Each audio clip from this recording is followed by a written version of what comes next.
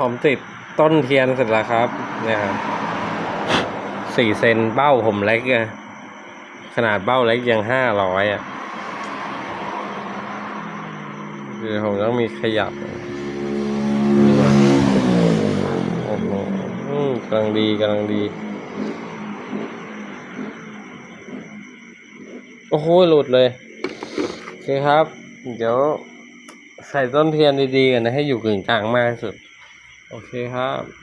แล้วก็สอบปูแล้ว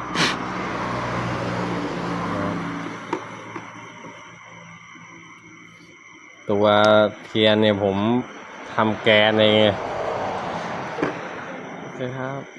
แป๊บนึงครับขอทำแกนเทียนแล้วก็เชื่อมอีกรอบครับ